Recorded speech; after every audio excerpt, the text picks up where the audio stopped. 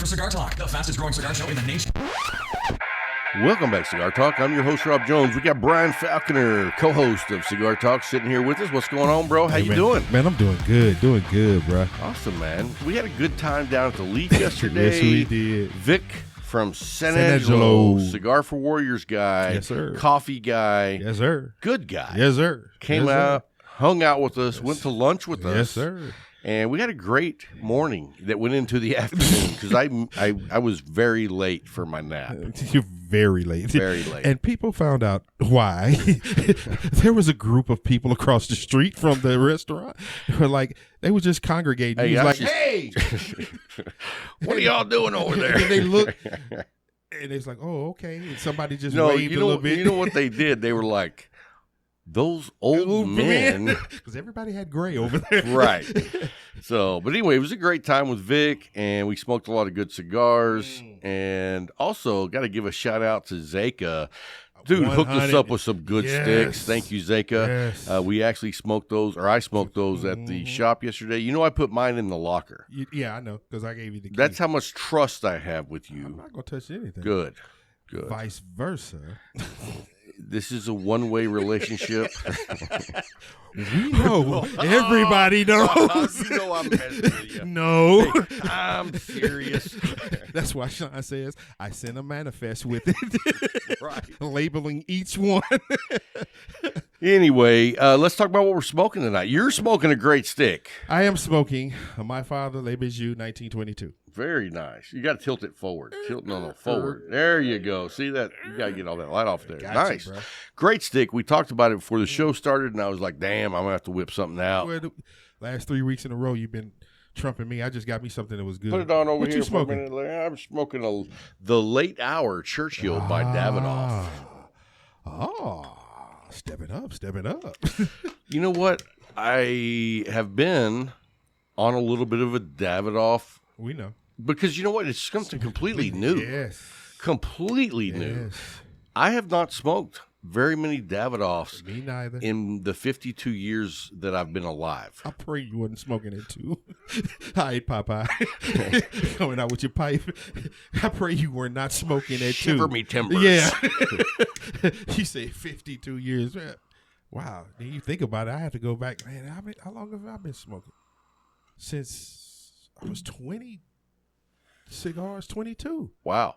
That's 32 years. Good Lord. Woo. Whew. Shut my mouth. Yeah, well, you know. I'm quiet. I have nothing else to say. Dude, look at the wrapper on it. Do you see that wrapper, That is dude? leathery. Oily. Oily. The Damn. night show was about quality. Quality number one. Yes, sir.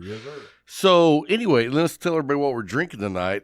This is one that we haven't had in the studio before. I saw it, and I was like, you know what? I dig that old school looking wrapper they put on the bottle, and it's Ezra Brooks 99, and it's 99 proof. And you know what? It's good. It is. And I want to say it was like 25 to 28 bucks. I don't even remember. That price range. Yeah. Right price range. Might have been 30. I don't really remember, but I just know that I was like, it was a secondary pickup. You know what I mean? It was like I bought my main bottle and then saw that and was like, it's cheap enough where I'll try that. And if it's no good, I'll pour it out like I did that 13 Arrows because that sucks.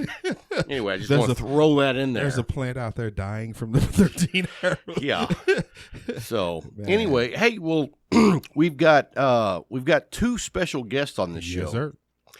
We've got the one and only Paula of Chix Sticks. She just started a new cigar show, and I'm a fan. I mean, she's just a good person, a good part of the cigar community, and so I wanted to have her on. So we have her on, 100. and then we also have the other half of the Leaf showing up about tonight. it. You got Finally. Corey, Yes. the other owner who lives in Indiana. Yeah. I mean, the dude is like Indiana Jones. There, in fact, I just look. Who's walking through the door? Indiana Jones. Who's walking through the door? Welcome to the show, brother. What's up, bro, man? Good to have you, man. Good to have you, bro. I was just telling everybody on the show that you were going to be on, and just so you know that from now on, you're Indiana Jones. All right. I'll take that. Hey, there's worse people Oh, Ooh, a little look at Bardstown. Wow. Wow. All right. Well, thank you guys. Yes. Hey, so anyway, let's talk about our sponsors right quick. Most and I guess definitely. since one of them just walked in the door, let's start with those guys. You got Corey and Jay that own the Leaf downtown, 1166 North 2nd. Hey. If you've never been there, you're missing Noah's Ark. When you walk in the humidor, you feel like you're in the belly of the Ark, and there's at least 2 of everything. I mean, it's amazing. Then you come out, they have cigars, they have cigar cutters, lighters, ashtrays. Pipes. They got pipes, they got pipe tobacco. They got beard Dude, stuff. wait, you can't just skip over they got pipe tobacco. Because they don't just have, I've been to cigar shops where they have like King Albert in 10, a can. well, no, they got like 10 or 12 different, cans of, Not the Dude, Leaf. I counted up and then I quit counting because it was over 130. I was like, you know what? I get it. You got a lot of pipe tobacco. I'm not going to count them all. A lot of good pipe tobacco. Oh, too. yeah. And, I'm not even a pipe smoker, but, dude, some of the pipe tobacco that I've smoked there was amazing. I'm just too lazy. You know what I mean? If you're a pipe smoker, you have patience, you have skill, and that's not me. I have zero skill and I have zero patience. So his repertoire is cut, light, smoke. right. That's it. Don't. Oh, and Larry said, and drink. Hey, don't leave any of the technical to me. Yeah, it's just I'm simple. You know what? This is great. I'm just, puffing. Yeah, I got you, bro. So anyway, but no, look down the show notes. You can call the Leaf if you can't make it by there, and they will hook you up with some great cigars All the time. And look down the show notes. Their phone number's there. And then our next Show one notes. is, and I'm going to meet with these guys this week, is Tabanero Cigars out of Ybor City. And dude, I have been digging their sticks, and so far, I mean, dude, it's tough for me to pick which one's my favorite, but I love their Connecticut, dude. That's not an issue to have. If it's hard for me to pick a favorite, that's not an issue. True. Well, because they're so good, Yeah. it's like that one's almost I can just keep going. right. And they have a very expansive line of cigars, so I'm excited to try the Mike and Mike. It looks like a torpedo. 4.5 inches by a 60 gauge. Wow. But I don't mind a 60 gauge if it's a torpedo. Yeah. That's just how I prefer it. So anyway, that's one that's on my list. But if you guys haven't seen, I posted pictures on Instagram. These guys have hired Cuban immigrants that rolled in Cuba. Now they're rolling in his factory right what there. They're doing. And like when you go into their shop, they're rolling cigars. Right there. And so they also do their own blends of coffee, which is amazing. So anyway, check out, there's a link down below that'll take you over there to their website. Check out their cigars and everything else they have. I love the guys. They're doing quality, and that's what we want. Yes, that's really what we want. Tell the truth. When the cigar is just quality, it's like you don't even have to think about the cigar. You're enjoying the company of your brothers. It speaks and itself. Yeah. I mean, the only thing that you should be talking about that cigar is that, damn, that's good. Can I get another? Boom. So anyway, look down the show notes at Tabanero. You can follow the link over there and check out their cigars. And then let's get into our pick six this week. Most definitely. Are you ready? I'm always ready. Okay, cool, Always man. ready. Because I'm not ready. The world knows you're not ready. I'm like, that's not. You know what? Let me go over here. Oh, okay, cool. I got some good smokes on here. So I'm going to start off in a particular order. In a particular order? The last one's going to be 3, 2, 1? Yes. All right. Yes. I'm excited to hear Number your 3 list. is going to be the Cattle Baron Bull. That's what you were smoking last week when you fell. No, I mean, I'm not mean to bring up a sore subject, but that's what you were smoking on the show when you completely busted your ass. You know what? I'm not trying to bring up that you fell. It's the third time you said it. So what the hell you mean you're not trying to bring it up? I'm just trying to be comforting. To who? To me. Yeah, I know. I know. And he changed the intro to the show because No, we didn't. Yes, we did. We thought about it. You thought about it. No, that's not going to look good for me. But anyway, the Cattle Baron Bull was a good medium to medium full, And it was stick. a good looking stick. It was a good stick. Man. I don't know, when I smoked the Cattle Baron back in the day, which was probably like 3 or 4 years ago, when they first got started, their cigars didn't look as good as that. Yeah. They've really improved on the quality. Yes, and it was a great stick, man. Number 2, Cavalier Cigars White Series Toro.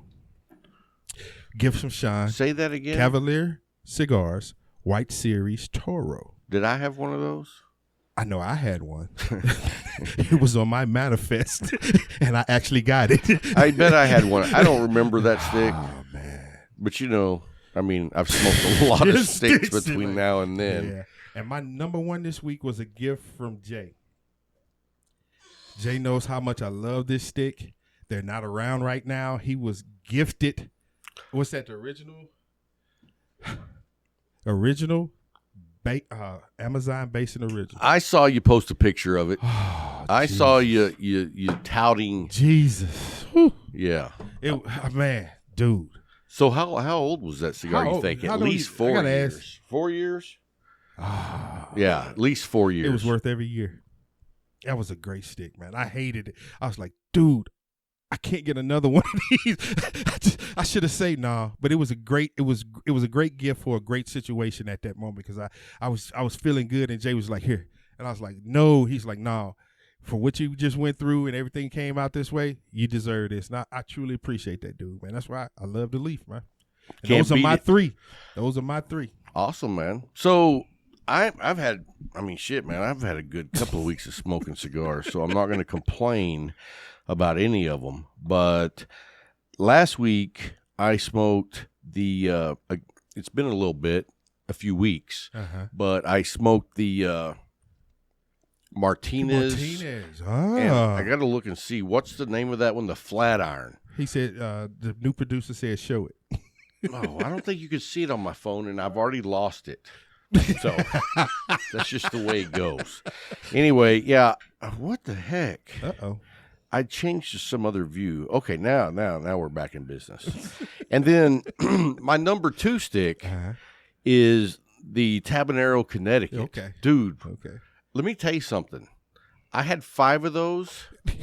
You had 5 No, of those? well, now I have 1. And it is so good that I have not been smoking it because it's the last one. Wow. You know what I mean? It's for like you to put something in that. And even a morning stick. Wow. You know what I mean? I don't normally think about saving morning sticks at all. Nope.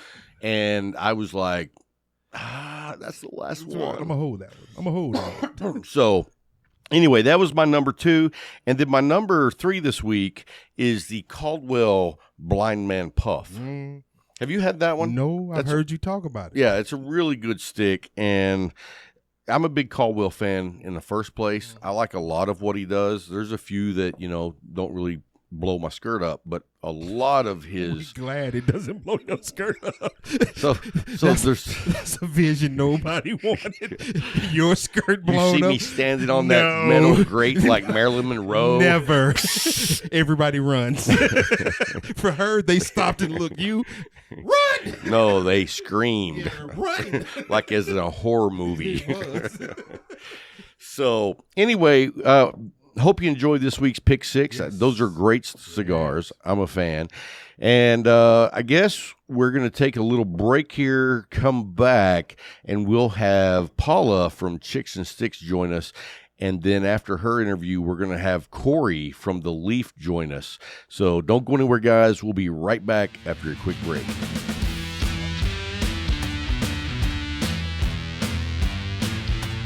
Hey guys, thanks for hanging through the break. We have a special guest with us today. We have Paula from Chix Sticks, and she's going to tell you more about it, but I've known her for a long time. I love what she does, and I've always been a fan of what she does, so we wanted to have her on our show, because she just started her own show, and we're excited to see what she's doing. So, Paula, welcome to the show. Thank you. It's great to be here. You're welcome. Hey, thanks for coming on and taking the time to hang out with us for a little bit, smoke a cigar. Tell everybody what you're smoking. I'm jealous already. I know. I am smoking the HVC hot cake. Yeah, and I see those everywhere, and I never see them in person. I have not had one yet, so that's on my list. Well, you can just go online and order them. That's not the hunt though. I'd like to be. I go to a lot of shops when I'm on the road, so Yeah. it's always that hunt that I enjoy. You know what I mean? It's like finding a bottle of Eagle Rare for me. Okay. So, do you drink bourbon? I get it. I do. Okay. Have you had Eagle Rare? I have not. Well, good luck getting it now. Yeah. My favorite whiskey is Angel's Envy. I've never had that one. I've had the Envy on the rye, and I'm not a fan. So I've never had the bourbon, though. The rye is super, super sweet. It's like a dessert drink, and I can't do sweet. Yeah. Yeah. And Four Roses. I like Four Roses. I do love Four Roses. I love Four Roses. I like Bullet. Bullet's I'm a Bullet fan. Yeah. Woodford Reserve. When I drink old fashions, I always ask for Woodford Reserve in my old fashions. So. Nice. I've never had an old fashioned. What? I know. I don't mix drinks. I just like it room temperature. That's it. There's nothing mixed in there, though. It's just whiskey with some bitters. When you pour liquids together, that mixes them. Bitters is like 2 little drops. I'm not sure if that's really... it's okay. But see, like some people put their whiskey on ice, like a big ball, or other things. But anyway, I can't even do that. I don't want it mixed with water. I don't want it chilled. I don't want it warm. Wow. I just want it room temperature. I just think that for being on your show, you have to have an old fashioned. Next time you're somewhere, you have to order an old fashioned and then tell me what you thought of it. Okay, I will do that. I've never thought about doing it, but I will do that. And I'll let you know how it was. Okay. And is it was it good for a cigar pairing? An old fashioned? Oh God, yes. Oh yeah. And so give me an idea of what type of cigar I would want to pair an old fashioned with. I don't know if it's sweet. I don't know if it's bitter. I don't know what it is. It shouldn't be sweet. And also when you have an old fashioned, ask them to mix it half and half rye and regular. Really? Yeah, it just makes it a little bit nicer. It's not sweet. And you kind of, if you do it properly, you're going to burn an orange peel, and it should be a particular orange, but it could be any orange. You burn an orange peel and put it in there, and then there's bitters in there. So you have this slight kind of orange note in your drink. So it pairs really well with cigars that would have fruit notes, cigars that have toast notes. Oh, toast, I like that. Bread. Yeah. Yeah. Toast, bread, cereal, anything that's caramely. Those are all going to go really good with an old fashioned. Okay. Good to know. Anything you think that's good with whiskey is going to be good with an old fashioned. Oh, well, that opens up the market. You know what I mean? Yeah, I think it's pretty open. All right. Well, thanks for the tip there on the Manhattan. Yeah. Or no, not Manhattan, the old fashioned, whatever. Old fashioned. Yeah. Yeah. So anyway, tell us about how you got into cigars originally. How long have you been smoking cigars? I had a cigar here and there in life, but to really say when did I start smoking cigars? No. I want to know your first time. Your first time. The first time I had a cigar was my son's high school graduation, and he came home with cigars, and he brought me a lady's cigar. I don't even know what it was. Was it good? Or did you not really I don't really remember. Yeah. So fast forward to what I consider my first time smoking a cigar is in college. My son went to Italy and studied in Italy for a term. And when he came home, one of the gifts he brought for me was a box of Toscanos. Oh, nice. And are you still a fan of dried tobacco cigars? I guess that's what... It's a tough cigar. Now that I know about cigars, that's a pretty tough cigar to start out with. Oh, yeah, yeah. But I didn't know any difference. Well, they're super easy. They light up easy. You don't have to maintain them as far as humidity. No. A friend of mine gave me a 20 20th anniversary of one a couple of weeks ago, and it was like this long. So I just cut it in half, put half of it on the desk, smoked half of it, and then like the next night I smoked the other half. So they are I think a great travel cigar because they don't have to be humidified, and they're made to cut in half. So if you are on a lunch break or so they're made to cut in half. Yeah. I did not realize that. I just thought I did something creative, but everybody does. No, they're designed that way, and that's why they're tapered on both ends. Oh, I did not know that. Thank you for that information. And they also have no binder, which is why they're so bumpy and rustic. It's just filler and wrapper. Oh, wow. So they're I mean, and who wants to smoke binder anyway? They don't make nobody makes a cigar just out of binder. There's a reason and it's really just to make the cigar smooth. I think it's, so when you put the wrapper around it, it's nice and smooth. But I mean, I really like that kind of rustic cigar. It's very old world, and they've been making them. Okay, I'll talk to the people. God only knows what he's going to get.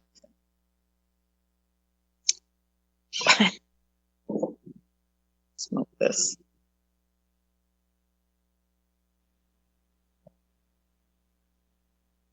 I don't think I've ever had this happen where I'm on a show and the host leaves. Like, we could talk about anything while he's gone. We could talk about we could talk about him.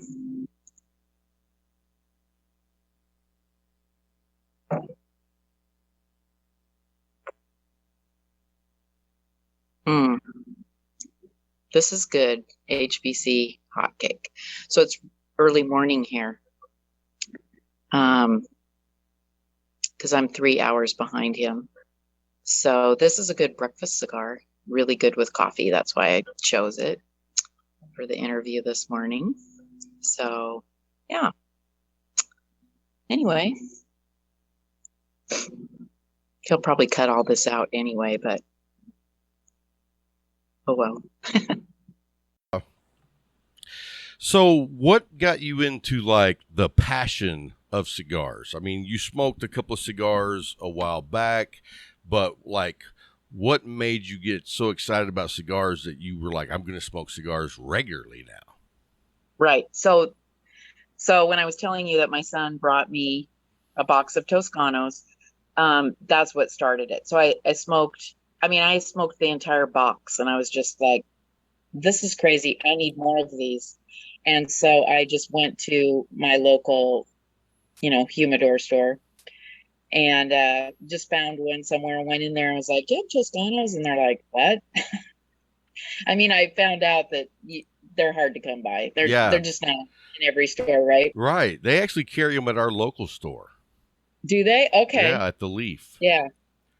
I just go online to italiansmokes.com and get them there. But nice. Yeah, and they carry pretty much everything, even the little tiny short ones. Yeah, I think that's the ones that the Leaf has carried. I mean, they're not the real long ones. They're more like that. Yeah. So yeah. And so that kicked you off, but then you started smoking regular cigars too. Yeah, so when I went to find these Toscanos and couldn't find them, I went into the humidor and I think my jaw dropped. I just looked at all the cigars and I was just like, well, I've always been an artist and I'm a paper artist. I do things with paper. And so I was just drawn to the cigars. I thought they were so beautiful. They're all different colors, different shapes, different sizes. Yeah, I agree with you. I mean, oh my God. Before I got into cigars back in the day, I was a photographer. And so I see like the cigars as the work of art. You know what I mean? So, absolutely. And when you photograph them or whatever, you want to capture like that part. And unless I'm being lazy and then I just take a picture and move on. But whenever I'm like in the mood, I'm like, oh, you want to show that texture of the wrapper. You want to show that band off. Yeah. You know what I mean? So I agree with you. Yeah. Our cigars are a work of art. Yes. And just the band work, the band artwork. And so I had gone into that humidor and I basically just grabbed like 8 cigars. I was just like, Wow. that one, that one, that one, that one, that one. I went out to the register to buy the cigars. And they were like, that'll And be the guy who $500. Not really. I mean, no, it wasn't bad. But the guy looks at the cigars like this and he was like, these are all really different cigars. Are you sure you want to buy these? And I was like, mm-hmm. So I went home. I had Connecticut's. I had, an Oscuro, like a really dark cigar. I had all this stuff. And so I just tried them all. And I was like, okay, this is fun. They're all completely different. And well, that's a really cool way to start, though. I don't think I've ever heard somebody start that way. Yeah. That's awesome totally because, like, everybody I know gets on a kick and they'll smoke through that and then they'll switch to another one and smoke through that. You started out going through all of them. That is awesome. Yeah. And so did that, like, help you very early on figure out what you liked? Yeah, but I've ended up liking, it's just vast. Yeah, like, as the journey goes, it opens up more. But I mean, absolutely. To start out with, that gave you a bearing of what you wanted to smoke. Yeah, and I think also starting out smoking a cigar that was medium to medium full, I didn't start with something light like a Connecticut or something, you know what I mean? So I think I was able to go both directions because my base was in the middle. Gotcha. So yeah. And, when I started out with full body, full strength cigars because I thought that was the cool way to go, Yeah. Your big 6x60 dark black cigar, and I thought that would just make And then you got sick a couple times. Probably. No, I never got sick. Okay. Well, I did once whenever I inhaled accidentally, and I mean I inhaled a big puff, and I mean it brought me to my knees just about, and we were at a restaurant. And so that was kind of embarrassing. But anyway. Yeah. So that's awesome, a way to start. So when did you decide now I want to be part of the cigar industry? When did you decide you wanted to be part of the cigar industry? Probably when I decided to start an Instagram page. And then, so when I started the Instagram page, I just got so much response. And so then it was like people asking me questions back and forth. And I was like, wow, like this is really fun. And so I think that just propelled my page. And yeah. And so the community, being a part of that community really spurs you on. You know what I mean? It's like, okay, I can be helpful in the community. I want to do that. Yeah. And I learned so much. Like I just asked questions all the time. Like I'm new. What about blah, blah, blah, blah. And I don't know if you know the Sir Louis Cigars. Yeah. Yeah. Okay. So he was one of the first people I ordered cigars from. And I used to ask him questions all the time. Like, I don't even know if he remembers. He's so busy now, we hardly ever talk. But in the beginning, I used to ask him all these questions, or I would say something and he would say, well, he would correct me and say, this is how that works. And I learned so much from him. Well, I was going to tell you, you said because you asked questions because you were a baby, but all of us, no matter how long you've been smoking, still learn things. You know what I mean? I watched a video the other day and I was like, holy crap, I didn't realize that. You know what I mean? It's like right? No one, well, I don't know, but I don't think anyone knows it all. And if you think you do, then you don't. It's so vast. Yeah. And it's changing all the time with the boutique cigars coming in and doing kind of different things. Different regions producing different stuff, people doing different blends. It's changing all the time. And so, Yeah, I agree 100%. I mean, it's evolving. And the thing about it is it goes back so far. And I Yeah. mean, the experience has changed so much from like when people smoked in the 1910s and the 20s, Yeah. because the cigar has changed so much. You know, Yeah. back then it was 99% light cigars, and Yeah. most of And they them were just have like, one hanging out of their mouth all yeah. day long. Well, I mean, Yeah. most people smoked like, 4x48s or some small cigar. Yeah. And now we're all over the place. So I find Yeah. the history of cigars very intriguing. Yeah. And on that note too, it's funny to me, like all this talk about women in cigars and this, it's so unique and different. And I think women in Cuba have been smoking cigars since they were rolling cigars. Right. Like, And yeah, it's all regional, because I think that's even true for like people in Brazil, Ecuador, yeah, though that middle America and yeah, southern American continents, it's like they have been smoking cigars forever. There was no yeah. difference. But I think Europe and America, with its kind of like Victorian and Puritan era where that was not ladylike. well, That's it where wasn't we get ladylike that, I because think. men didn't want women around. Exactly. I mean, Yeah. it's not because it wasn't ladylike. That's just what men said. That's not Yeah. ladylike. And what they were really saying was, we're having a boys' club up here. Don't be hanging out with us. Yeah. And now they realized how nice it is to have ladies in their lounges. Right. Absolutely. I mean, it's like great conversation. You learn Mm-hmm. things that you would have never learned if you're just hanging out talking to guys. So, I mean, it's a whole new world. And I mean, And if you're single, you meet women who like cigars. oh, absolutely. You don't have to worry about like, oh my gosh, I met this woman and she hates my cigars. Well, I guess that's true. Yeah, I mean, for sure. I'm going through that now. I'm meeting guys who are like, oh, I don't like cigars. I'm like, okay, bye. You're like, and I don't date women. No, I'm just kidding you. Yeah, okay, I'm not going to spend any more time on that. That's hilarious. Yeah.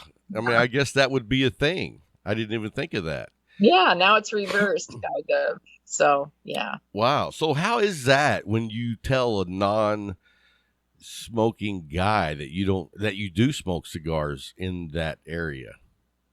I mean, is it like tough? I mean, is there like way more people who don't smoke?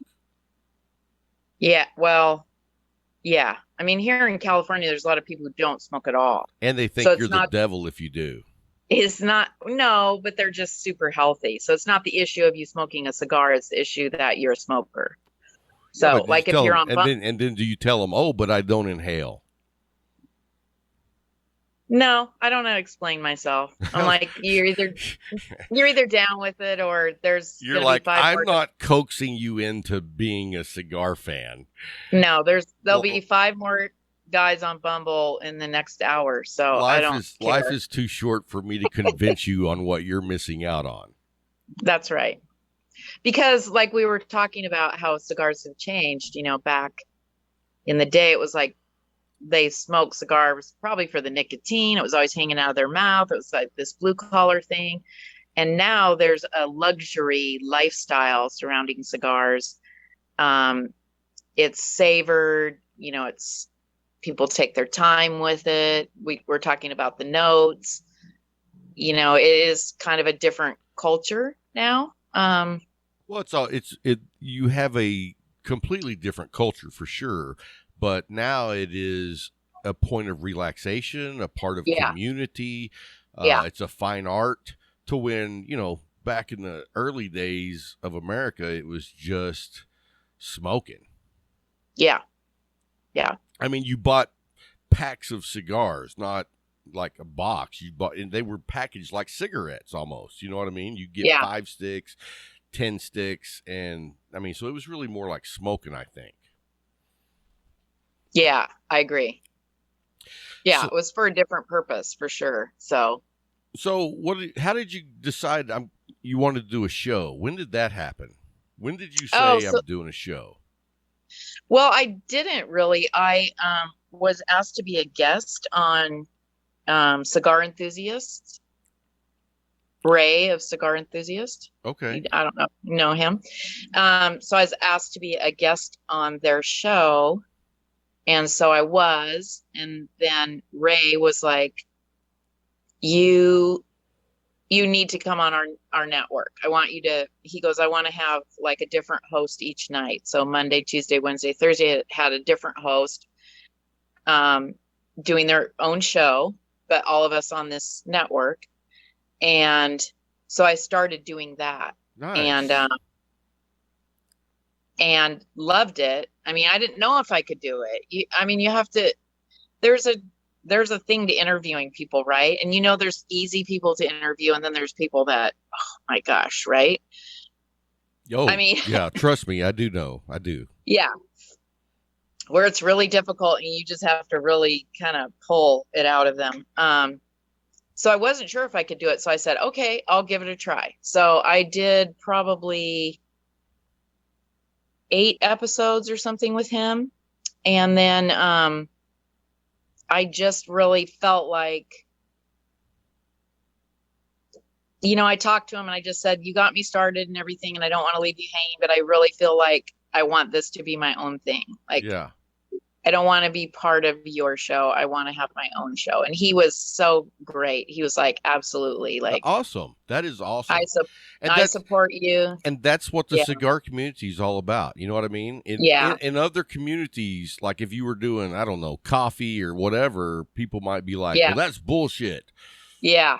But no, the cigar community is like, hey, yeah, not only am I excited that you're going to do your own thing, if you need any help, always know that I'll be here. He said that too. Whatever I can do to help you, whatever. I mean, and when I was at TPE, he introduced me to so many people.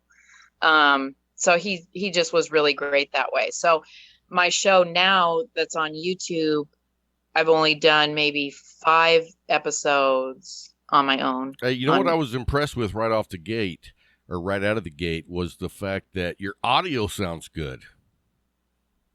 Oh, I mean, that's good. Yeah. For someone new starting out, that's a big deal. I mean, if your audio sucks, nobody's going to watch. No one's going to listen. Well, I've been having horrible internet. Like in the beginning, when I say, hi, welcome to episode blah, blah, blah, it's terrible. It's all glitchy. And I think it's an internet. I've tried all these different things. I guess I'm going to have the company out here. But as soon as I get it. After we're done here, I'll give you some tips that are going to help you big time. Okay. Well, once I have the guest come on and it's split screen, it's clear and everything's great. And I got a really great webcam, and it just is beautiful. Nice. It's beautiful picture, and yeah, so I'm still learning, and almost every show there's some kind of technical journey. It's a whole new journey. It's like I'm a cigar smoker. I'm not a techie, and so I always laugh like there's going to be some kind of glitch in this show. So just hang on, like sometimes the internet will drop me and I have to get back on, or whatever. I just laugh about it. Like I always say, if you go back and listen to like our first, second, third episode that we ever did. Man, the audio sounds horrendous. It's bad. Oh, really? And, because it was a big learning curve. You know what I mean? Yeah. And so I tell people, they're great content. The people that I had on the show, I love those people. But you're going to have to bear through some audio that's not what it should be. You know what I mean? It's really bad. But I don't even have a microphone. I've been wanting to get a microphone. I don't even have a microphone. I'm just using the sound on my laptop. Nice. Well, you got a good laptop apparently, because it sounds pretty good. Good. But a microphone would be better. I'm not saying that it wouldn't be, so don't think I'm doing that. So how are you doing your show? Like, where are you on your back patio when you're doing your show? Is that most of the time? But I do go to lounges. Like just recently had my birthday show and I did it at a lounge. So that was fun. Had 29? People stop by. Huh? 29? 29, yeah. Perfect. So I'm going to have a little sip here. Give me 1 second. Okay.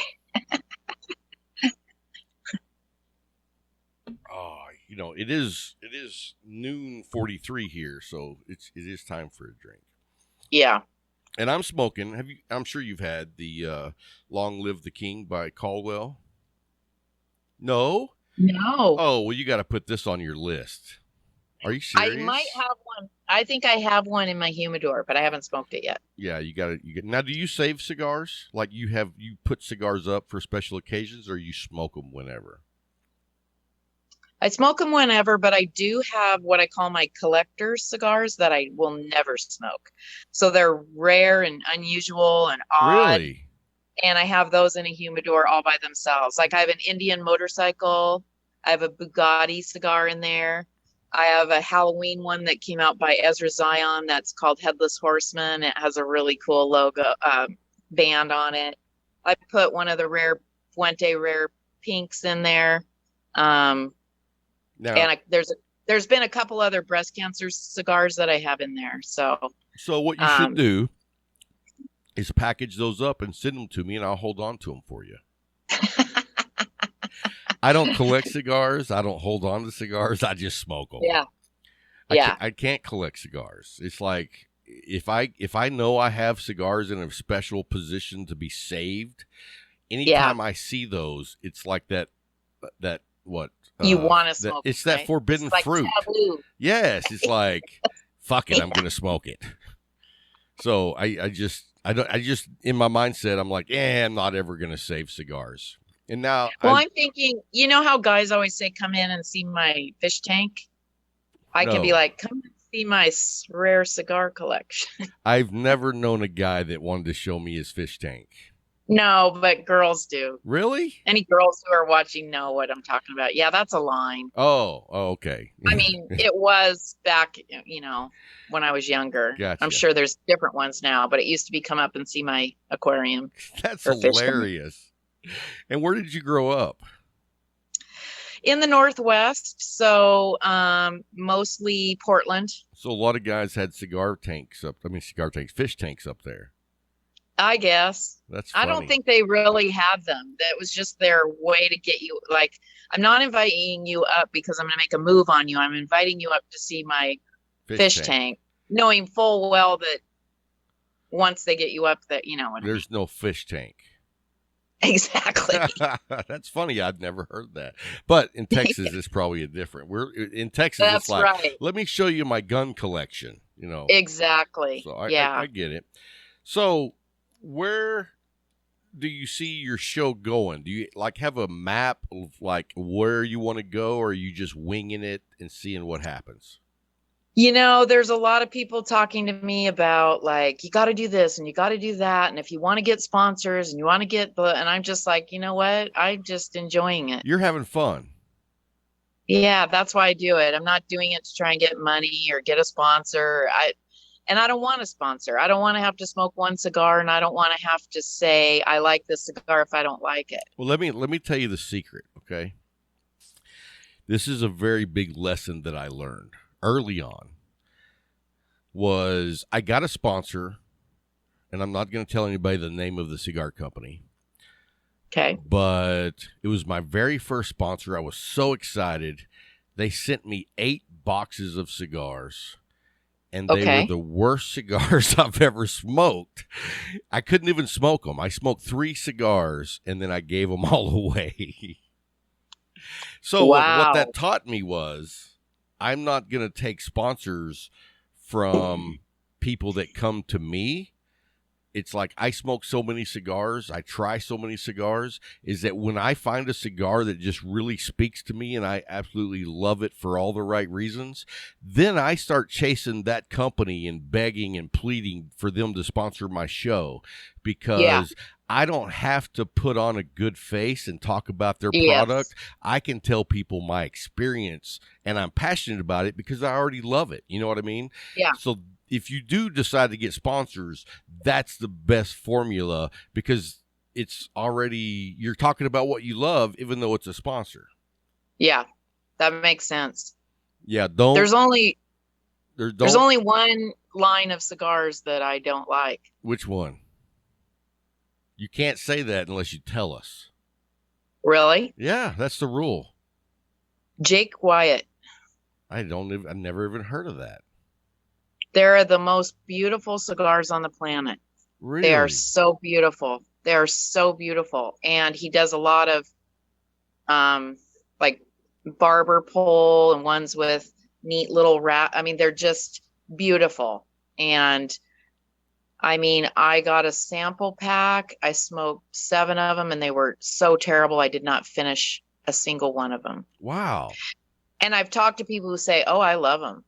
Well, and that's the thing. It is all personal palates. Yeah. So, I mean, I had one cigar manufacturer tell me one time that I was leaving all this money on the table if I didn't let people sponsor the show that I didn't like their cigars because somebody likes their cigar.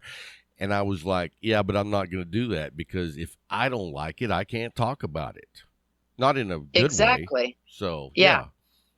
Yeah, it's odd how people think like yes, you're doing a show but it's your passion. You're Right. passionate about the show and you want to control the show and you want it to feel good to you. And there's only so much you can do. It's like you can't wave money or cigars in front of me and make me do something that doesn't feel right. You haven't had someone wave enough money in front of you. No, I haven't had anybody wave any money in front of me. Gotcha. I get lots of free cigars and they're like, please smoke these and review them on Instagram and put up pictures. And I've done that. Yeah, a lot. I've done that a lot too. We've smoked them on the show. But when someone sends me a cigar that's I consider to be awful, I just don't talk about it. You know what I mean? It's like I don't write a review. I don't smoke it on the show. And it's like, because I don't want to tear someone down. Now, exactly. If you send me a cigar and it completely construction sucks, I might talk about you on the show because if you're so lazy that you're going to send out cigars that are bad construction, then someone needs to announce it to the world because you need to improve your product. You know what I mean? I think that's a little different. But when it comes to blends, I'm not going to rag on somebody for a blend I don't care for. No, it's so different. And that's why I said, like with Jake Wyatt, there's people who smoke it and just go, really? I love it, And the others, there was only one other cigar I didn't like, and it was the Don Pepin Original. And people were like, that's a great cigar. And I was like, see, I like that cigar, Yeah. And so, I mean, it is definitely, I'm a big fan of, I thought it was Don Pepin, but you may be right on Pepin. You know what? I bet you're right. I'm just saying. I think you're right on this one. That's what I heard. Pepin. I bet that's what it is. Yeah. So. Yeah. Chalk one up for the Texan in the house. Right. The guy who said he doesn't pronounce things right. Well, I've been taught by my local cigar shop owner, Jay. Jay can pronounce them all. So he does try to teach me, but my dialect doesn't always output what is input. You know what I mean? Yeah. So what's it like being a cigar smoker in California? Is it a challenge or is it just expensive? I think it's a challenge for I don't find it to be expensive on my end. I think it's a challenge and it's expensive for the retailer. For the retailer, not the consumer. I think they have a lot more problems with paying taxes and adhering to all these laws. But I mean, when I go in to buy cigars, a lot of the average cigar that you're going to smoke is going to be between $8 and $15. I don't think I don't know how much they are anywhere else, but that to me seems pretty normal. Gotcha. So, all right. Well, are you ready for your question of the show? The question that you're not ready for? And I got to see if I can get this right. You have a choice to make. And I think I already know your answer because the way you are, but I'm going to ask it anyway. If someone offered to give you $100 million, okay, but every time you spent $1, a child witnessed their dog getting ran over, do you take the $1 million or or the other one is you never get to eat fruit again if you take the $100 million. Oh, I could give up fruit. Really? I love vegetables, but I'm not crazy about fruit. Wow, that surprises me. I'd give up fruit for $100 million, but I couldn't do the kid with the dog. No. See, I'm not giving up fruit. I chose that somebody sees their dog get run over. I just figure it's an early life lesson. They're going to experience trauma eventually. We might as well just, enjoy $100 million. Every dollar, that's 100 million dogs and 100 million little hearts being broken. Yes. That's a lot. That is a lot. I mean, but it's going to happen anyway, most likely. The thing about me is I'm a humanitarian at heart. Like, that's my thing. Yeah, but how far does that go? Because humanitarian... Pretty far. It sounds like so it. Like, if you don't want... Politically, socially, anything that becomes hate or causes suffering, I'm not for it. I'm not going to be for a politician who's hateful or... So you don't like any politicians? Because they're all hateful. They're all hateful. I don't know of any that are nice.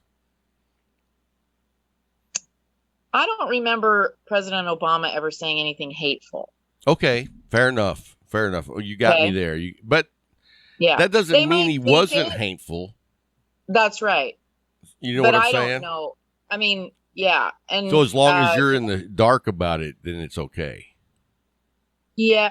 Yeah. I mean, it's policy. You watch their policy. True. True. Their policy is their words. What are they doing? And it's the same thing socially. If a person's like, fuck those people, then I'm like, okay, no, we're all people. Right. We all love our children. We all have a dream. We all have fear. We all have hopes. It doesn't matter what we look like or where we come from. We are basic human beings, and we all deserve to be treated that way. And that's just my core. That's just who I am, like, to the core. No, and you know what? That's the perfect representation of the cigar community.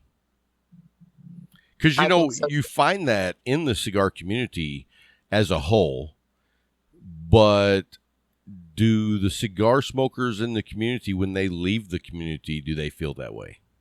You know what I mean? Yeah. You hope so. But, and I think in the cigar community, we have people of all kind of perspectives, politically and socially. Oh, yeah. So you'll take the $1 million and go without, or the $100 million and go without fruit. So you don't like any fruits? I like oranges. Well, I like bananas. California, you have to love oranges. I like oranges, bananas, and mango. What about kiwi?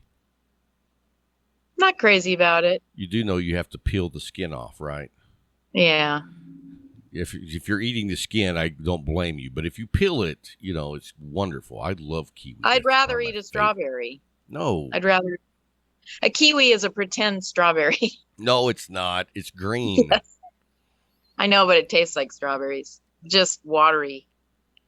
I don't see it that way. Anyway, thank you for taking the time to come hang out with us on the show. And tell everybody where they can find you on Instagram, where they can find your show. Tell everybody how to find you on social media. Okay, so on Instagram and Facebook, I am Chix. Well, on Instagram, I'm Chix, spelled with an X. So it's CHIX_N_Sticks, spelled correctly. Yeah, so see, I thought it was Sticks with an X. I don't know why I thought that, but I thought you should have done Chicks and Sticks with X's also. Really? Just my opinion. It goes together, but you do you. Yeah.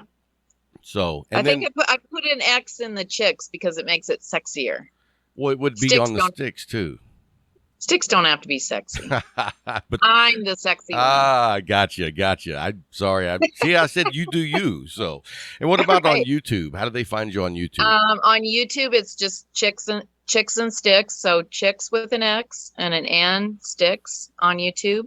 I'm really looking for subscribers because you know how YouTube is. I They do. totally watch your subscribers. So, It's a slow process. yeah, right. I mean, don't get in a hurry. Enjoy it. I'm at 200. I think I have 200 subscribers, and I have 5 shows or something. So. That's really good. That's really good. But I have some great views. I mean, one of my shows has over 3,000 views. One is 1,100. So I'm feeling good about it. You should. They're up there. Yeah. We have 0 videos with 3,000 views. So there you go. And we have way more than 5. So you're doing really well. Yeah, I feel like somebody's watching, so that's cool. And I try to keep the show fun and light. And my show is a cigar review. Each week, I usually have a host and frequently it's been a cigar manufacturer. I smoke their cigar. I do a cigar review, and then I pair cigars with a Hollywood film. Oh, nice. So that's my show thing. And my style is very like a chat. Yeah. It's not like a formal interview. And I really try to get the story of the cigar manufacturer. Like, I don't want to hear all your statistics. Like, there's a million shows where people are going to deconstruct your cigars and blah, blah, blah, blah. I want to hear the story. Yeah, that's what we do. We don't, Yeah. I don't want to know about how you made the cigar because I'm not going to do that. But Yeah, I am interested in the people behind the name of the brand. Yes.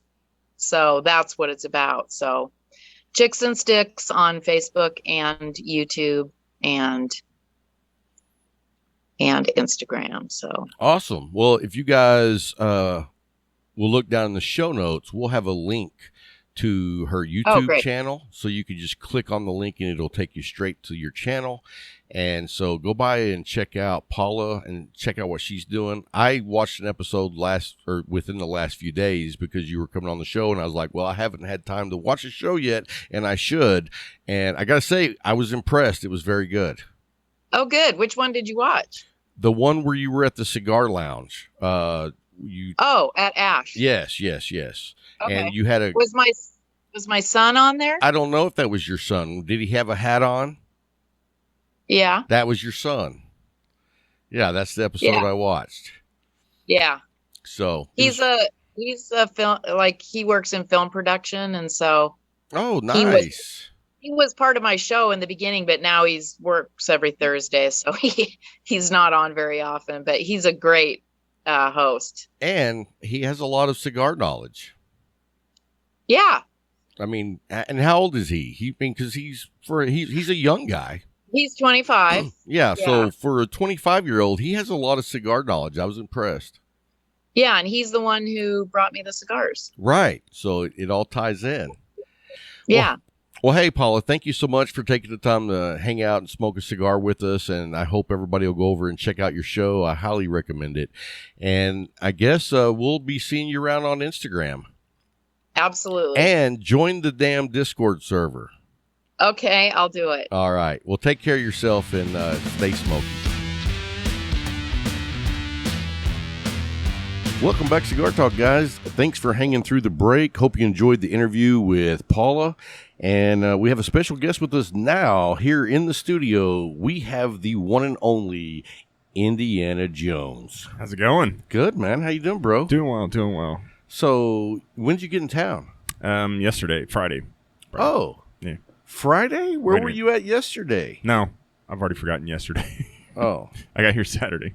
Oh, yeah. I was like, dude, we were at the Leaf all day. Well, half the day. I was hiding. I got you. What time did you get in? Like 3 in the afternoon. Now, did you drive or fly? I flew. I thought you liked driving. I do. This is the first time I've flown in a year, so it was... But what made you decide to fly over driving? I couldn't drive this time because I had some other stuff going on, so that's why my trip was later than normal. Normally I get down here on Thursday, so I had to stay in town. I had stuff to do on Friday. And then when you drive down, how long does it take you? It's 14 hours. So do you drive straight through? I do, yeah. So what was holding you up that instead you flew? I mean, just because you had shit going on, you didn't leave as early. Well, there's just not enough days. If I'd driven, it would have cost me 2 days of driving. So, are you going to stand by that testimony? yes, Okay. that's my Hey, story. man. I'm sticking to it. All right. I can dig that. So tell everybody what you're smoking. I'm smoking the Blackworks Studio NBK. So it's a new line we just brought in, and Yeah, I know. I've been smoking the shit out of Have them, you? dude. Yeah, oh, see, and dude, I've been a big fan. cool because I haven't been around for a while. So, like I said, it's a treat. It has been a while, Yeah, man. it's been about 6 months. How long are you going to be here? Just till Wednesday. Dude, Yeah. what's the holdup of you moving here? If everything comes together the way it's supposed to, hopefully soon. But I don't know when. We can't say. Okay. I don't know. But there's a plan. There is, yeah. Because we would like you to be around. Yeah. You know what I mean? I would like to be around. Yeah. It'd be a lot cooler situation to do this than what I'm doing right now. So you guys that may not have heard Corey's interview in the past don't know that he's also like a car guy and he restores cars. And so, I got to ask, how's the 67 GTX coming along? I knew it was coming. You knew. It's like, dude, I can't wait to see it. Come on. It's not there. So all I can say is that there's a plan in place here in the next It's few months. matching numbers. Yeah, it is. It's a 67 GTX 440, and it's just a 4-barrel. But I don't even know if they had the 6-pack back then. But yeah, it's automatic. But the transmission and engine are done. They're ready to go in it, and we got to get the body out and do some work to it. And we're going to kind of do a little bit of a, I would call it, not a perfect restoration. We're just going to get it on the road. So I've had to clear out a bunch of other projects I had going on, and hopefully here, I'm hoping in the next couple months we'll get everything pulled out and get it room to. Now, I don't breathe. mean to be a downer in any way, but have you written a will yet? No.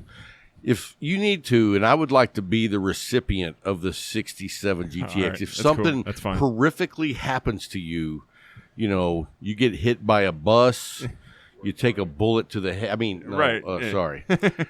Well, it just if something happens to me, just show up in Indiana and grab it. Don't even Head talk out to with it. anybody. Yeah. Show up with a truck Yeah, and a it's chain. cool. It's cool. It's cool. Thank you. Yeah, I'll have this on tape. I'll be like, hey, listen to There you this. go. Yeah, it's I don't even know what that would be called, but it could That'd be, be evidence. hearsay. Yes. No, And, not if I replayed it out of your mouth. Oh, okay, true. So You that's said just show up and take it. I see why you wanted me on the show now. Boom. Got me Hey, entrapment. man, thanks for entrapment. stopping by. Yeah, no problem. All right, I'll see you guys later. I'm out of here.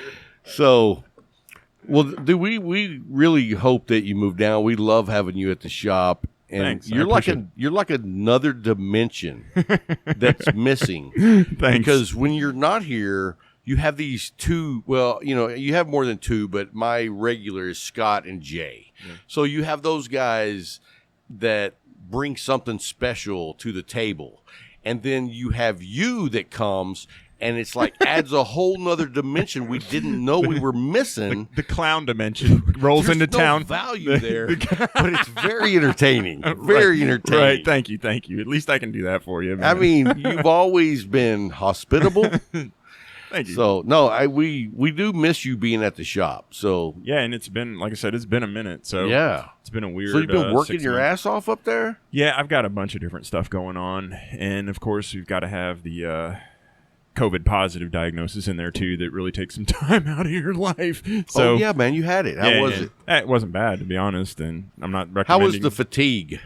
Still got that. That so- fatigue lingers for a long time. And I'm, me being me, I've got to say, I don't even know if I've got fatigue. It's just I find I'm still doing the stuff I do, but I get tired faster. Oh yeah, doing then it. you're not getting fatigued. Yeah, Because I literally would be like, you know what? I'm feeling kind of good. I'm going to run down to the Leaf. I'd pick up my keys, and when I got to the front door, I was like, or I could go to bed. really. I mean, that's see- how fatigued I was. And all right, so you make me feel good about correcting people with the fatigue thing. Like, so this week, we were doing at work, we were doing some fabrication, some equipment maintenance, all sorts of stuff. And it just by the end of the day, when I go home, I'm like, I feel more tired than I would have normally from this. But like I said, I work rotating shifts, so I'm tired a lot. So, whatever.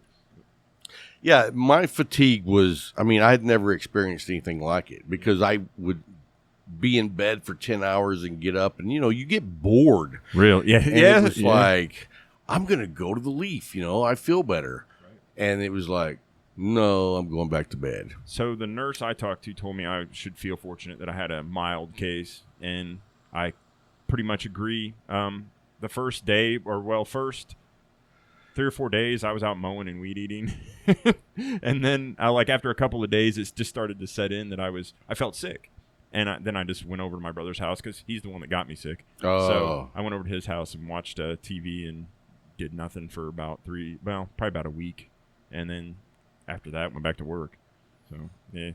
I wonder how many years we'll be asking people, how was your COVID? Yeah, right. And like I said, man, it was not bad. That's good. My only symptoms were I had a sore throat and some congestion, and I lost my taste. Is your taste back yet? It is for the most part. Wow. Smells a lot slower. Dude, smell was way slower. Yeah. I still don't have 100%, and this was January for me. Damn. See, and I really I'm going to say for the first 4 months, 5 months, couldn't smell a thing. Really? Now I smell in spurts. Really? Yeah. Seeing when I lost my taste, I could still sense salty, sweet, spicy, but there was no flavor to it. So that was weird. Talk into the mic more. That was a little bit weird for me, where I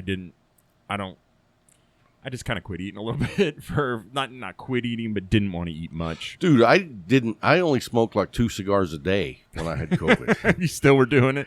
Well, I'm not a quitter. Right. I have a sense of pride. I see, and I'm like the miserly cheap ass that was like, okay, we can't drink bourbon and smoke cigars because that's a waste because you can't taste it. Not true. I'm like that cheap Not prick. true. Not true. Not true at all. Yeah, you know what? I mean, because I enjoy the pleasure of smoking, period.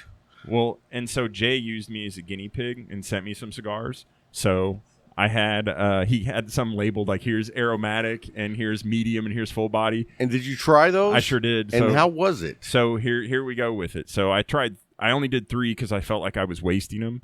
And the 3 I tried were 3 completely different. I did an aromatic, I think a CAO flathead, and I can't remember the other one. But they all tasted. They didn't have any flavor, but I got the same. What I did get from them, I got the exact same thing from all 3. Really? And at that point, I quit because I was like, these don't. Wow. There's no point. This doesn't taste like anything. And it was a very strange flavor that came off them. Nothing related to tobacco. And then for a while, what I could smell. Like peach massage oil. Yeah, just like that. Anytime I smelled something, no matter what the smell was that I could register, everything smelled like chemicals to me. Really? Yeah, how weird. Wow. How weird is that? So, yeah, you know what's funny is I didn't even know I had COVID until I was washing my hair with tea tree, which is a real minty smelling oil. yeah. And I was like, well, these fuckers didn't put any tea tree in my shampoo. And so when I got out of the shower, I was like, I took the ball of shampoo in there to my wife. I was like, hey, smell this and tell me if you can smell the mintiness from it. And she was like, I could smell it when you were in there washing your hair. And I was like, oh, shit, I got COVID. And see, mine kind of started with a cigar because I got exposed to it on a Tuesday. And the following Monday, I was in the evening, I was smoking what was it? I think it was a Drew Estate, the Feral. And I was like, oh, this cigar has not got much flavor. And I'd had it for a while in the humidor, and I was like, something's bad or not right. And then the next morning, I got the positive diagnosis, and I fully lost my taste and smell. And I was like, that's what that was. Yeah. So it was like, okay, so kind of. It's kind of weird when you can't smell, but you don't realize why. Yeah, and it was just a hint. There was a hint of flavor there, so it didn't occur to me that that's what was right. And then you look back on it, and you're like, how dumb are you? You know? Like now, I can really smell toasting the foot where I couldn't, and that drove me crazy. Yeah. But now I can fully smell that, and then I can taste pretty good. But I retrohale a lot when I'm smoking, and I can really get those flavor notes if I retrohale. It was all about some lasagna for me about 2 weeks ago. My mom made some lasagna and brought it over, and I could taste the pasta, the noodles, the cheese, and the meat, and the tomatoes for the first time. It was the first thing I could taste in about a month, and I was like, oh, my God, this is amazing. Right? This is amazing. I did that with trail mix. You could finally get the different things. I was like, Wow. There's strawberries in there. So, yeah, I know exactly what you're talking about. Yeah, so, it sucked. what are you drinking right now? We got some Buffalo Trace here. Oh, okay, nice. And it's harder for you guys to get down here, isn't it? Did you bring like a truckload? Well, there can be. We should do that. Can you get Eagle Rare? No, that's Okay. we were talking about that today. The places I said my theory to Jay is that they must not be making it or something, because there's a couple of places I can go and usually find a bottle, and I haven't seen it for a long time. So, and they even kind of mentioned, they're like, yeah, we're not seeing that very much anymore. So, but Buffalo Trace, I wonder if they're having like people steal it out of the distillery. You know, there was a thing, no, Pappygate.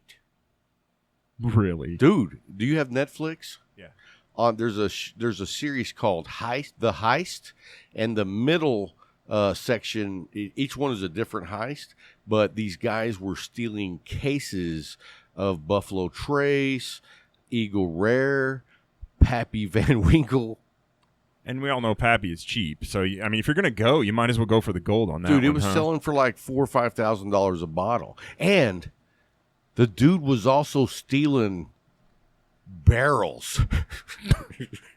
Come on, that's Dude, gonna dude, get and- noticed. Dude, and people were buying barrels from him. They would have them in the back of their truck at a softball game, pull the cork out, and everybody fill up their solo cups. Oh my word, that's impressive. That's my hero right there. That- in right? a bad way, That's like a Robin Hood. He's giving. Given to the poor. Yeah, he was also busted for dealing steroid injections. So, he wasn't completely He's an innocent. entrepreneur, True. just trying to make his way in the He world. was trying to make friends. right. Some people resort to crime to make friends. I resort to bourbon and cigars. Yeah, I think that might be a better long run plan for the long run there than. But you know what I realized is at the age of 52, I'm getting to the age where I got to figure out when I can rob a bank. You know what I mean? It's like, what age do you get to where you're like, fuck it? I'm not sure. What's the worst thing that's going to happen? They're going to feed me 3 squares and I'm getting screwed in the butt? so you've got food and love. Right. What I more do you mean, need? That's like halfway to a complete lifestyle. And let me ask you, how old are you? I'm 41. 41. Have you picked out like how old you think you're going to be when you die? No. But, Let's do that right But quick. but it does occur to me more. Yeah, well, in like, the last couple like of years. how old do you think you would live to be? If just a ballpark. I'm gonna go with 80s. 80s. Yeah, there's a Like, pretty like good history. low of that. 80s or high 80s? Low. Low, Well, like so 83. my one side has got a good history. That other side is not a great history. So it's kind of like in the middle, I think. But like my grandfather was in the World War II. He lived to be 93 or 95, I think. See, I'm a solid 66. Everyone laughs when I say that. I'm not serious. I'm serious. I So think is that that's based on family history or just your feeling? both. Both. I mean, And you know what the bonus is? If I live to 67, I'll be all excited. I think I've heard you talk about this before, where you said because you had some family members. Well, my dad passed away at 66. My mother passed away at 69. Yeah. My real dad passed away at like 78. Okay. But he had a stroke and lived a shit life for the last 6 years. So I don't even count those. Right. So really, 66 to 72 is the sweet spot. But I'm going 66 because every year after that, I'll be like, oh, I made another year. See, well, we'll go with this. So my mom is 73. She still works full time half the year, and my dad is 75, and he still drag races every weekend. So, Perfect. like obsessively. Yes. So, I mean, he's doing 100. How old is he? He's 75. Oh, that's badass. Yeah. So he and we're talking Mike. thinking like 175 mile an hour in the quarter mile. So Wow. yeah. So That's crazy, man. So I'm thinking at what's least he 70. racing? it's a 69 Camaro. Nice. Yeah. So Like, back halved, 632 engine. wow. Yeah, about 1,000 horse, alcohol. Wow. Yeah, so good times. I watched video on a 700 horsepower Chevelle yesterday just because, and to me, anything over 400 is just crazy. You know Yeah. what I mean? Oh yeah. Like, can you transfer more than 400 horsepower to the ground? On the street, not really. You can put on, run drag radials or something like that. Right. But unless it's pretty difficult. And maybe more. Yeah, you can probably get a little bit more. I got a down, friend that but has a 67 Chevelle, and I think he's got a 396 in it, but it's maxed out, and he's pulling almost 800 horse. And one day he just threw me the keys and was like, take it for a ride. And I was like, nah, man, I can't do that. And he was like, take it for a ride. And I was like, well, fuck, I won't get this chance again. So I did. And what I realized was you would be hard pressed to street race and win because you would just be spinning. I'll say 400, but you get in the 500 up, and I'm thinking, Well, this was almost 800. Yeah, that you're not going to hook that And up it's with like, anything. there's no tire that's getting any grip. Yeah. You know what I mean? And unless it's tubbed, and then... No, it was all stock body, wheels and tires. He still had the 15-inch wheels, probably a little wider in the back, but not crazy. Maybe like a 275 in the back or something. Maybe. And probably more like a 245. Yeah. It would be fun. It'd be fun, I'm sure, but... It was one of those where when you're doing 60, you drop a gear and you still spin out. Yep. It was like, holy shit. I was like, that's too much motor for me. Yeah.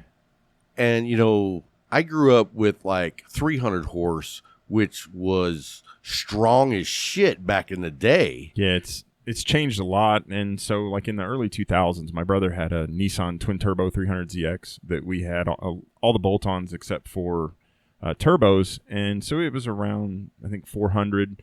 And that car from like 40 to 120 was something else. And I will never forget, when we raced it, hadn't gotten beaten very much until the 03 Mustang Cobra with the supercharger on it came out. And you could underdrive pulley that and get another 50 horse out of it or something crazy with really? cat back another 40 or something, and then it was over. Well, the big thing now is turboing everything. You know what I mean? Yeah. It's like I seen this one Chevelle that had twin turbos putting out 1,200 horse. And I don't know if you've seen that video, but he cruises around and it's pretty badass. Yeah, and that's the thing, because you talk to my dad about all this stuff, and he talks about how they would try to get a turbo off like a tractor in the 60s and run it. And dude, it's funny because my real dad raced circle track back in the late 60s. Okay. And one of the categories that they raced in was a 2-barrel carburetor. Okay. It was like a limiter, Yeah. And him and his brother went out and found a international tractor 2-barrel that was freaking bigger than most 4-barrels. Right. And that gave them a huge advantage. Yeah. And all that stuff back then was so different. I mean, my dad talks about using Hillborn fuel injection, and he said it was because it was a mechanical fuel injection, not computerized. He said trying to set it up was next to impossible, and even when they got it in the sweet spot, it would never stay there, so they just quit running it. And then as it's progressed, man, it's changed so much. And like I said, everything's turboed now. I saw that I think the new Ford F-150's got a twin turbo V6, and that's where they're all going now. The new Tundra's got a V6, twin turbo V6. I know, isn't that crazy? I mean, Yeah. 30 years ago, if you said that V6s would have more horsepower than those big blocks, you would be like, that ain't gonna ever happen. Every grocery getter's got a 300 horse motor in it now. Oh, yeah. It's people are flying around. And it's like 300. Mm-hmm. I saw that Dodge was putting a Hemi in their new van. Really? No, I'm just messing That would with you. be. Wouldn't that be cool? That would be. Hey, don't tempt me on vans. I had an '89 turbocharged Dodge Grand Caravan. Oh, nice. And of course, turbocharged? Turbo 2.4 turbo. And it come that way? Yeah. It was back when the Eurosport styling was big in the late '80s, early '90s with Dodge and Lee Iacocca. That was his thing. And of course, what do you do with it? Well, you go race it. So I will never forget pulling up to a 5.0 Mustang at a stoplight. And, you put it in neutral and give him a little rev. And he, of course, looked over and was like, yeah, whatever. And so I put it in gear and stomped it and did a burnout and launched off the line and had him up until about 40. Damn. When he realized he really needed to get on it. He was like, this guy's not fucking around. Yeah, the fun of the sleeper. You know, it's a whole different dimension of fun. True. So I don't know. I was going to tell you. Did I ever tell you that I dated a midget at one time? Come on. Seriously. This is serious. But the Hemi in the van is not serious, but dating Right. a midget is. Yes. Oh, I'm sorry, a little person. The reason, well, whatever. Back then, it was a midget. Right. Now. So anyway, and you want to know why? Why is that? Because Hey, no, wait, let me stop you. I don't think I do want to know why, but you're going to tell me. I am going to tell you. Small hands makes your dick look bigger. Someone was talking about that earlier. But you know why we didn't last? Because my big hands made his dick look small. I knew I didn't want to hear about it, but I was going to get to it. You were going to hear it. Hell yeah. So anyway, so what else you got going on while you're here? Not much. What are you doing while you're here? This going to be up at the shop. It's just get some time up at the shop, man. That's the best part of being here is being up there. So I enjoy it and just want to. I mean, is there a back part home. of you that fantasizes about being at the Leaf every day? I don't know about fantasizes, but I think about it. Yeah. Fantasize is reserved for Tomato. Okay, all right, we'll go with that. Like I said, I've got to accurately describe everything. You know, I say fantasies for other things, but Okay. but there is I mean, a part of me that thinks about. I that, don't. Yeah. Right. All right. I'm like, when I wake up in the morning, I'm like, I got to get to the Leaf. You know what I mean? Hell yeah. So you miss the humidor is for me. Miss Yeah. the humidor, miss the people, miss all of it. the people, man, that's where it's at. Yeah. Dude, I think it was like not this last Thursday night, but the Thursday night before I went up there, and in the back, I want to say, how many people did we have, Jay? It was like 18? There was like 18 people back there smoking, having a good time, and it was Awesome. just good to see a gathering. And I'm glad that we can get that many people back there. For one, that people want to go back there, that many people want to be back there, and that we can fit them back there now. So it's just makes it so much better. I mean, it was Jay and Preston and who was that other dude that was Colton? Yeah. Me, Big Larry, Ed were sitting at the table. Yeah. And then you just had all the other chairs full. And then, of course, you know, Joel's up there on his sanctum. And anyway, it was just a great time. Hell yeah. And it was good to get here and see the mural and the other stuff. Oh, wasn't that cool, dude? It's awesome. I'm so happy. Jay, you kick ass. I mean, Doesn't Jay kick ass? Like I don't ever have to worry about anything. I mean, and how comforting is that? I mean, because when you went into this, you guys didn't even know each other. Yeah. I mean, you had the same group of friends, Yeah. but you didn't know Jay. No. And so you had to take other people's word on about Jay and vice versa. Yeah. And so, I mean, dude, that's pretty like throwing caution to the wind to go into business with someone that you know you're going to be in Indiana and they're going to run the operations. And how relieved are you that it's Jay? Yeah, I couldn't have been luckier, really. Absolutely. Jay, you complete me. Because I came down, I had a couple of months off work. I had wrist surgery, and so I came down just to visit some friends, and so they were This is like, not a funny story, but go ahead. It's not. No. And so a friend of mine knew that I'd been saving up for a down payment on a house, and he was like, I think the Leaf's going to be for sale here soon, and I was like, there's take you up to meet a guy, and that's when I met Jay. So I think a good introduction to it was the year and a half of hell that we had to go through to actually buy it. Right. So I got a pretty good idea of that he was going to be a good guy to be in on it with, because that was a struggle, but we got through it, and I think we got. Yeah, that was a long year and a half. Yeah, so we got to know each other through that. And yeah, and I remember you coming down, Jay being like, okay, we're all good. Yeah. And then tomorrow it was like, fuck, now I got to take them this. Now I got to take them that. You know what I mean? It was just like that carrot dangling out there. It's like, how bad do you really want this? Yeah. Because you're going to have to run faster, boy. Yeah. You know what I mean? Get that carrot. Yeah. And, so then as soon as that happened, then we had to start planning to move it. So then it became, it's all really fallen into place and in my mind really well. So dude, we have just been so impressed. It's like, and I've told Jay, you know, y'all would have these diagrams of what y'all were going to do. Yeah. And I know everybody looks at that diagram and be like, that's not how I'd do it. You know what I mean? And dude, the place opens up and you're like, I don't know how I would have done it, but this place turned out perfect. Yeah. You know what I mean? Yeah. And was that a huge relief too? Yeah. You know, and Or did you not stress about it at all? You're just like happy-go-lucky. You're that clown that shows up that we punch in the face. I'm going to say that Jay had more stress about it because he was in dealing with the day-to-day of it. And my stress came when we moved it. I tell people that couple of months last summer was pretty stressful with everything that was going on and some of the stuff that went on. And so much stuff to move. That, and man, everybody, see, that's where the community comes in, man. Everybody helped us out so much and in whatever way they could. And that's the thing where we're just lucky. Did you have people carry stuff? Yes. Really? There is a picture of us moving half of the island down the road on moving dollies with like 3 or 4 people just trying to hold it. We'd saran wrapped all the cigars to it. Mike found that cigar and brought it back.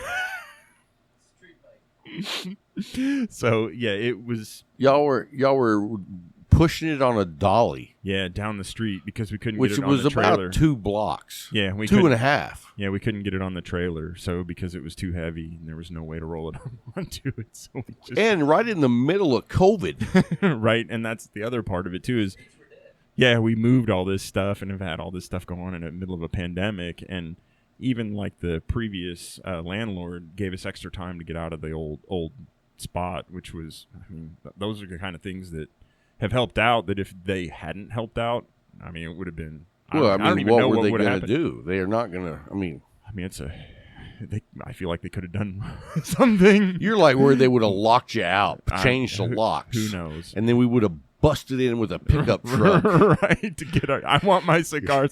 Rob needs some sticks. Get the Right. door open. I'm coming in. Right. I picture a chain and a trailer hitch and ripping a door off its hinges. but- I just put it in reverse and shove right through the front door. Anyway, no, man, it has really all come together. And I mean, I just don't think that you guys could do it any better. You've knocked it out of the park. I mean, the customer service, I mean, you know, we talk about you guys every week. You sponsor the show as well.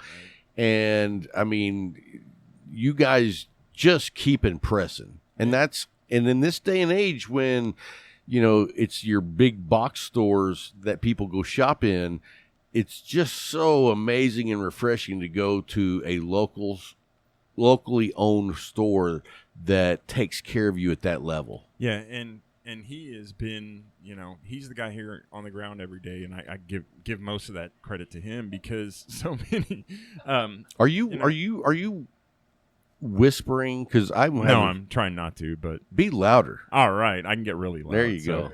You know, but you know, people can say, you know, a lot of guys can come in and say, "Oh, we've done really well," but it really shows in the amount of more people we have coming in and all of that stuff, and yeah, so the proof is in just The how pudding. much, yeah, it really is, and so it's awesome. Yeah, That's And awesome, he's- man. Yeah, and he's the one here, like I said, doing it every day. That And I mean, I don't know what you know about Scott, but he's knocking it out of the park Oh, for you guys absolutely. as well. I mean, wow. yeah, I couldn't say integral to the shop anymore with him. Right. and it's awesome. I agree 100%. Once again, we say it all the time: is if Scott recommends something, you better be trying it Oh, because it's Dude, it's one real every time recommendation. on Saturday mornings I come in, and a lot of time it's Scott, and Mhm. I'm like, what do I need to try?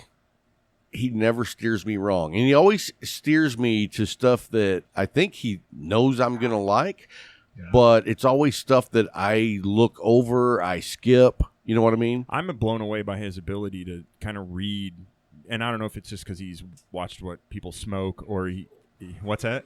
Yeah, but I don't know what it is, but his ability to gauge what you probably will like and then tell you what to have. I'm going to tell you this right now. He's never picked out a stick for me that I didn't like. Yeah, and talk about moving the shop. I mean, that guy busted his ass. I mean, dude, can't thank him dude. enough. I mean, when you talk about like a staff member being bought in, Mhm. dude's bought in. Yeah. 150%. Once again, and that's another part of being lucky and being 1,000 miles away. You know, once again, another aspect that I don't have to worry about. Well, and I think a big part of that also is the staff is so appreciative of how they're treated at the Leaf. No, I'm serious. That I can promise you right now, you can go to other cigar shops and their staff does not feel appreciated. Really? Well, we do the beatings after hours. That's a little bit better idea. You know, some of the cat o' nine tails, the lashings, do that behind closed doors, and then they can't. So you don't do that in the members area? No, they can't prove that you did it to them. So because that's right. You got cameras back there. Well, we have control over the cameras. Oh, come on. Sorry. True. Big Brother's watching unless we turn him off. Right. Yeah, we won't even go down that road. Let me tell you what I feel about that. But right on. I'm on the same wavelength with you. Yeah. So anyway, man, well, hey, thanks for coming on the show Sure and hanging out. We've missed you. Yeah. Did you get handed a piece of paper to talk about something? It might be. This is another line that we're bringing in. Booyah! So tell everybody what you're bringing into the Leaf. Yeah, everybody, we're bringing in Tabanero cigars, and right now I think the two lines we're going to get are the Meseta and the Meseta Patriarch. Dude. So, and now you haven't had the pleasure of smoking one yet. No, like once again, I am excited. And seeing it's almost like Christmas getting to come down to this type of stuff where I get to come down to new lines and new cigars to try, and it's like, oh, this is terrible. Well, you know what? You're going to smoke one tonight. Oh, so. Good night. Well, better night. There you go. There you go. So anyway, man, well, thanks for taking the time to come on the show. We love having you. I can't wait to hang out with you and smoke a cigar. You know, Absolutely. What's funny is what I have noticed, though, was when I come down to hang out with you and smoke a cigar, your boss man's cracking a whip on your ass. Man, there's always something. You need to go help a customer. You need to go clean. No, I'm just messing with him. It's fun. And see, that's funny. Is maybe I'm a little sick, but it's my other job is so different. So getting to come down, like I work at my other job by myself 75% of the time. Jay's like, what do you think? You're on vacation? Yeah, so, you own half this bitch. So I come down here and get to just, I even said it yesterday, exercise a totally different part of my personality. And yesterday, the first person I checked out at the register actually remembered how to operate it. So wow, I'm impressed. I know, I was impressed too. So every once in a while, you get it right. So hey, whatever works. Right. Well, cool deal, man. Well, thanks again for coming by, and we're gonna take a little quick break, and then we'll have Bryant come in. We'll wrap it up, and then we'll go to the Light 'Em Up Crew Show. Thanks, guys. We'll be right back. Hey guys, thanks for hanging through the break. We love having Corey here. I hope you enjoyed his time with us. And so anyway, we changed out microphones on the opposite side of me, and you sound way better. Thank you. Way better. Thank you. So anyway, what are you smoking? Are you still on that My Father's, man? Damn.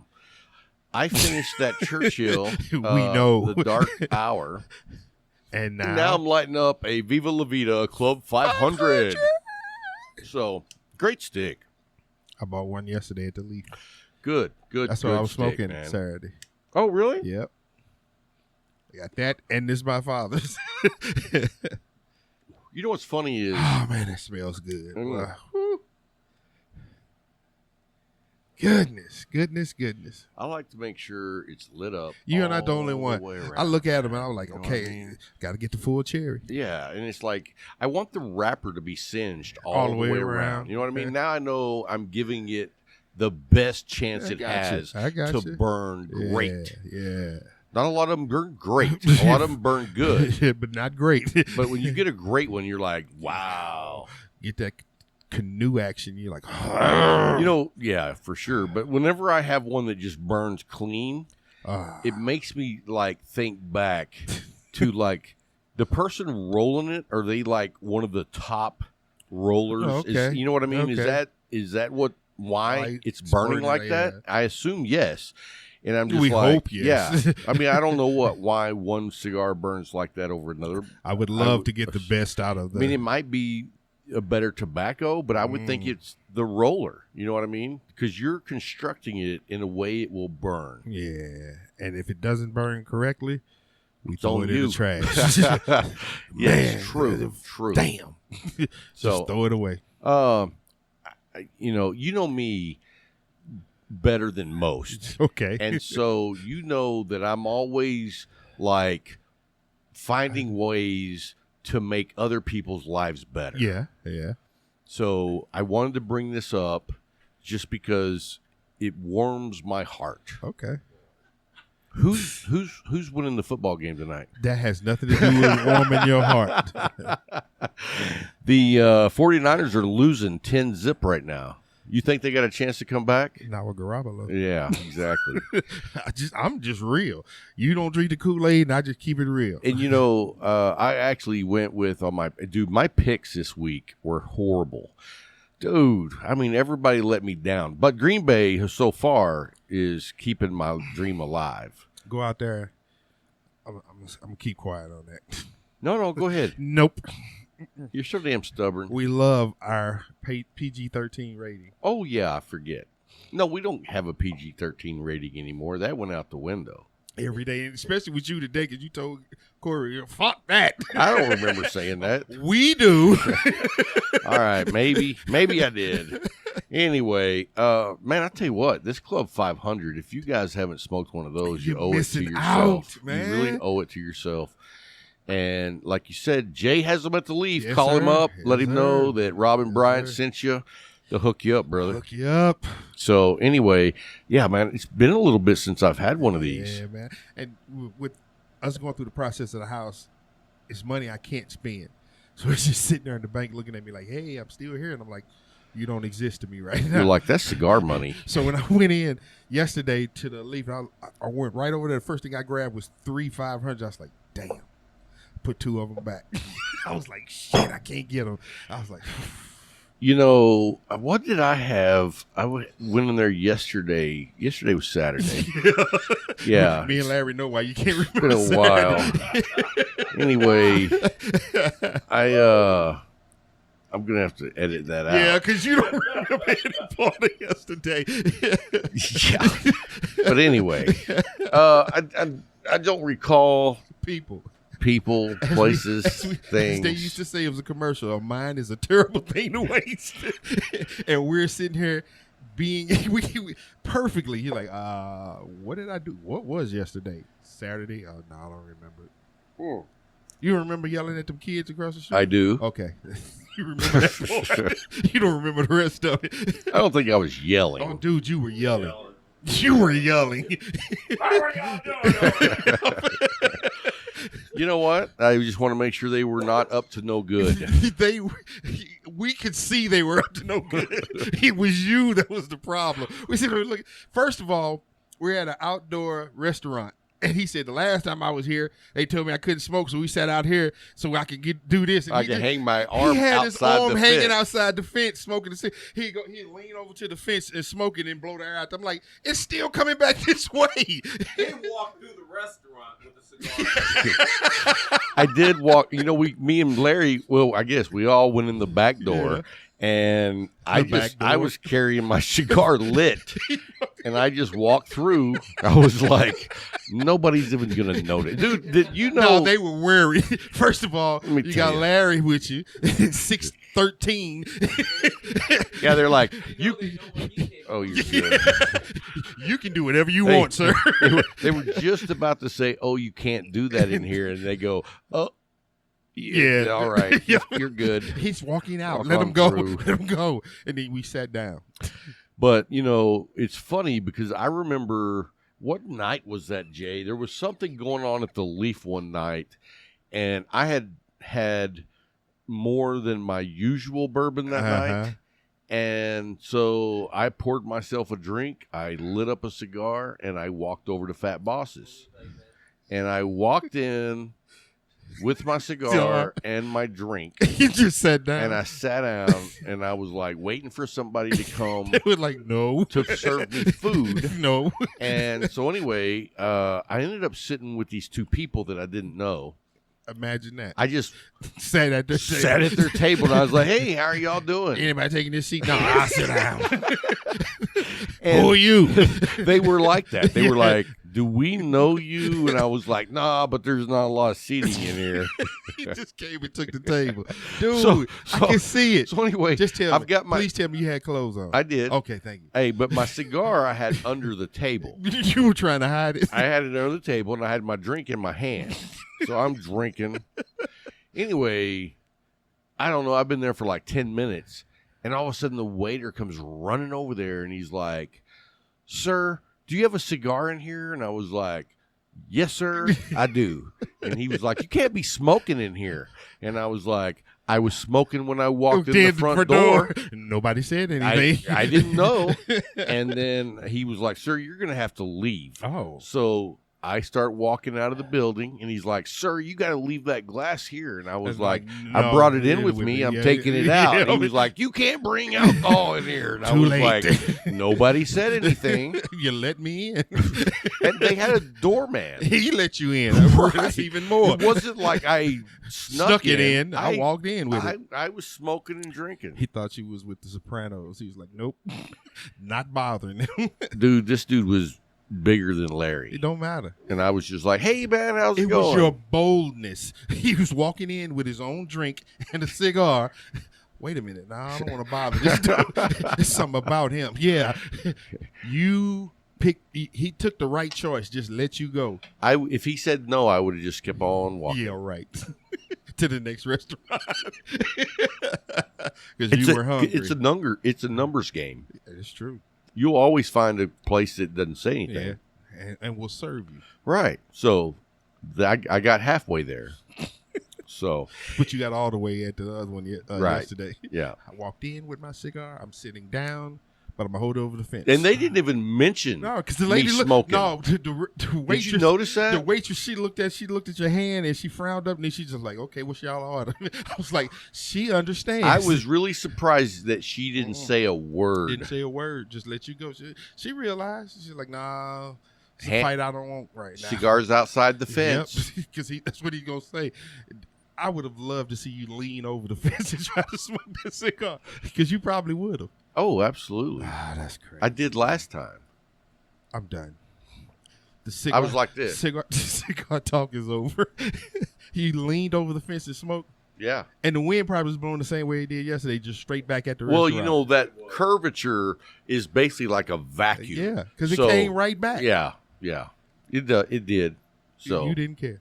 no, I mean, They didn't I'm escort you out outside. on their property. I don't care. I'm We know. outside. We were there. We know you don't care. It's America. Oh, here we go. Here we go. America. America, not America. America. So anyway, well, hey guys, hope you enjoyed the show this week, and we're gonna fix to do the Light 'Em Up Crew show. Yes. Thank you to all the Patreon members. You guys keep the show going every week. Anyway, we're gonna do that. So hope you enjoyed this one, and until next time. Waka waka. What the fuck?